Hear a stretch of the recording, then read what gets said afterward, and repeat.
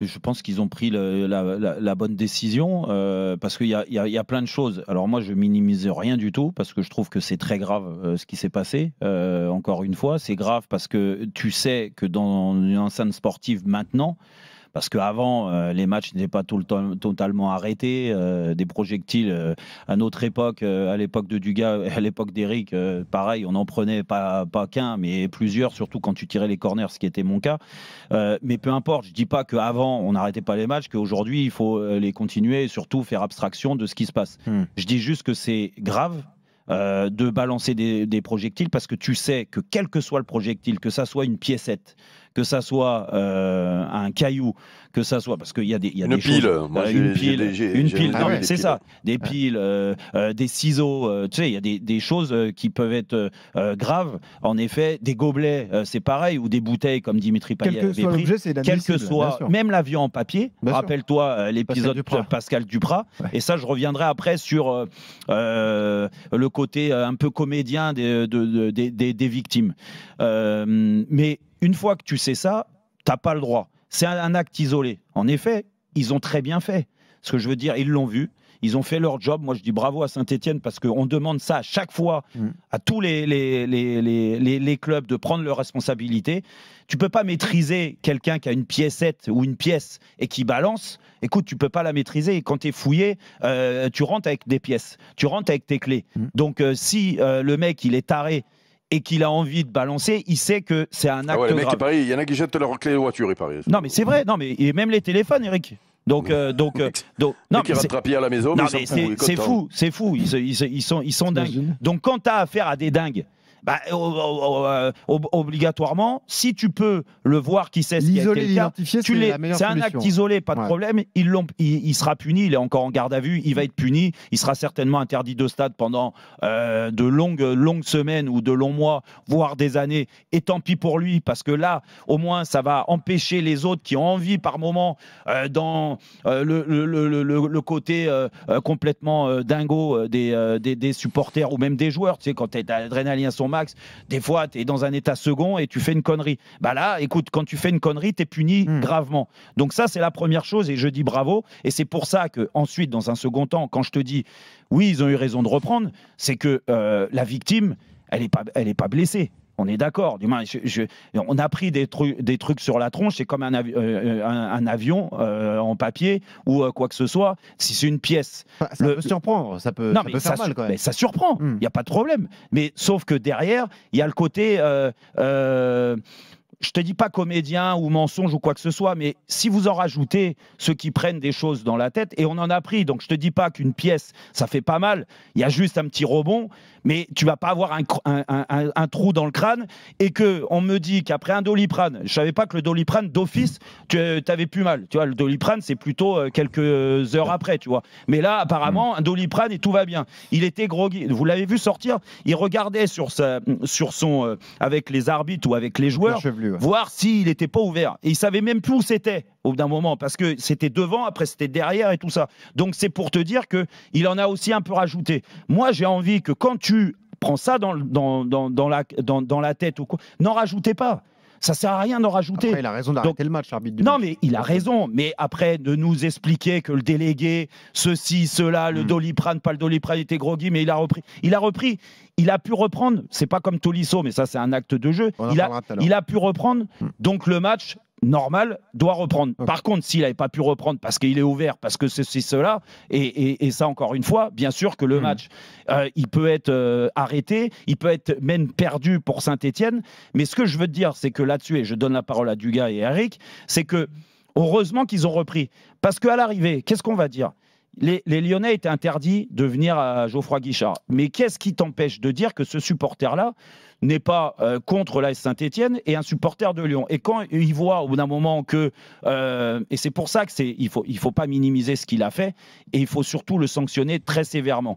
C'est que le match, ils le perdent pour l'instant Lyon. Juste avant la mi-temps, il y avait 1-0. Ils étaient mal barrés. Les motivations du gars qui jette la pièce. Mais oui, s'il jette la pièce, au bout d'un moment, en espérant, parce qu'apparemment, il y en a plusieurs, et puis il va en choper un, il en chope un, et que d'office, tu sais que, vu qu'il y a un acteur qui est touché, que ça soit un joueur ou un arbitre, le match va être arrêté et va être perdu.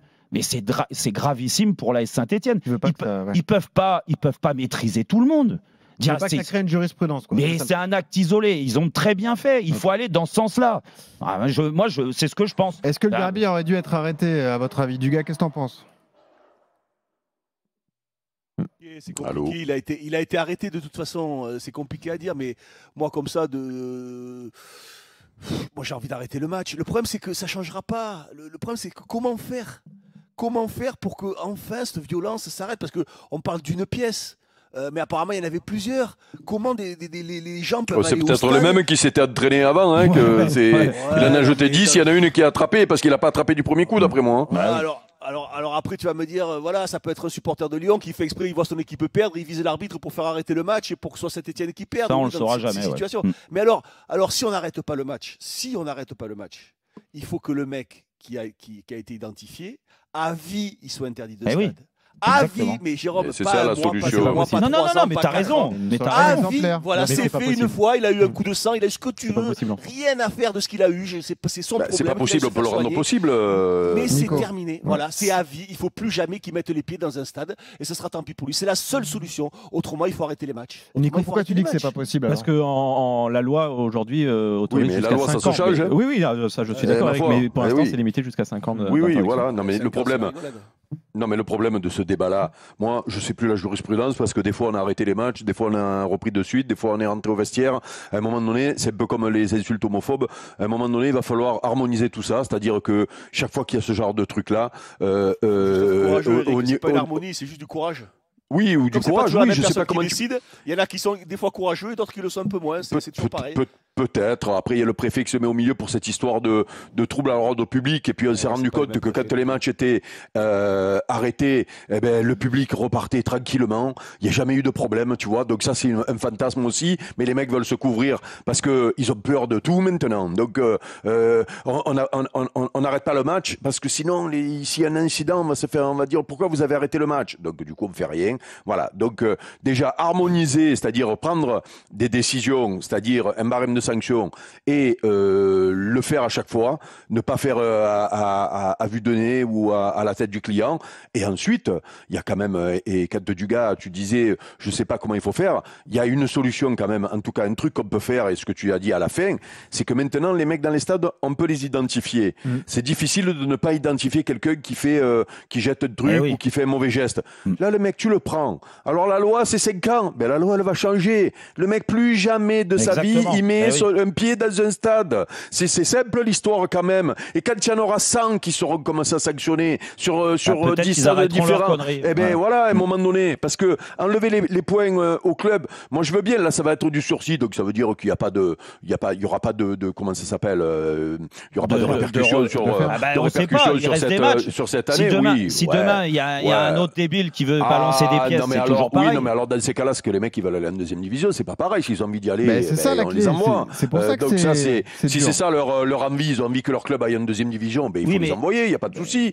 Mais là, il y a déjà faire un règlement et on s'y tient. Et c'est-à-dire que dès que quelqu'un est blessé ou que quelqu'un reçoit un projectile, ben soit on arrête un certain temps, on reprend, soit on reprend pas, mais que ce soit pas un coup on reprend pas, un coup on attend un peu, voilà, on comprend plus rien.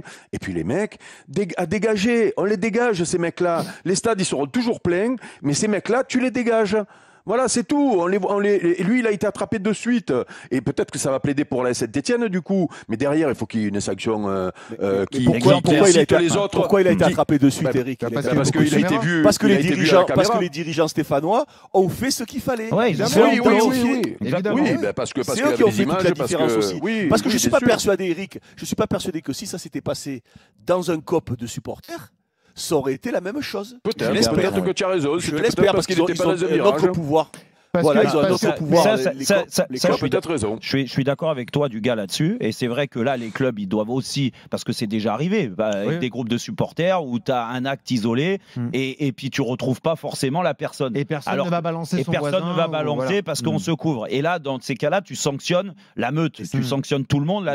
Non, C'est pour ça que la carotte, elle compte aussi, Jérôme. Les points de retrait, ça peut fonctionner. Soit vous nous donnez le gars qui a fait ça, soit vous avez des points de retrait. Exactement. Il faut pas, même si c'est un responsable de COP, même si c'est quelqu'un d'important dans le stade, eh ben, il faut y aller. Et est-ce que vous êtes d'accord avec moi sur le fait que, après, attention, hein, je minimise pas encore une fois, et la victime s'est tombée sur l'arbitre assistant.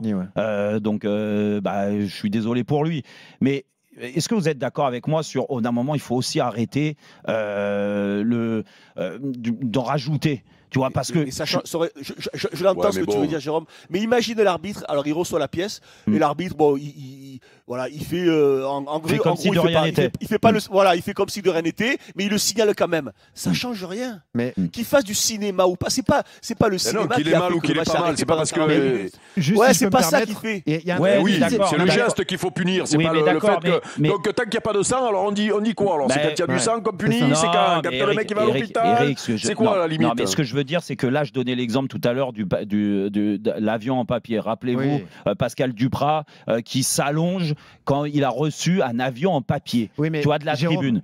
Voilà, il était tombé, on a l'impression qu'il était KO. Et là, on nous explique qu'une pièce, et on en a pris des trucs sur la tronche, et je dis pas parce qu'on en a pris que ceci, parce qu'on est tous différents sur la douleur. Mais n'empêche qu'une pièce 7, me dites pas, de la hauteur doit aller tomber, me dites pas qu'il est KO, qu'il est drogué, qu'il a besoin d'un Doliprane et de se reposer. Non, il est pas KO. Mais il y a un truc qu'il faut pas négliger. Il va prendre dans l'œil la tranche de la pièce. Non, mais juste, ne négligez pas juste l'effet de sidération aussi. C'est que tu t'attends pas à prendre un truc sur la tête quand tu arbitres de touche non plus. Tu sais pas ce que tu as pris. Donc mais tu sais pas ce que tu as pris quand tu es de dos. Non, mais d'accord. Mais tu nous fais confiance ou pas? Non, mais Jérôme, c'est pas. Mais tu peux pas négliger. Tu peux pas dire. Si je prends un truc pas très grave. Non, moi, je dis pas. Au contraire, je suis premier à dire que quel que soit le projectile. En plus, on va pas dire ça. Nous, les footballeurs, on est les premiers à en faire des caisses et des tonnes quand on nous file un talon. On n'est pas touché. On roule. On va pas nous donner des leçons. Avec que vous m'avez balancé au Vélodrome, j'en ai jamais rajouté. Autant Eric, non, mais autant vous deux, oui, ça c'est sûr. Ça m'a rendu un peu dingo, c'est vrai, mais bon.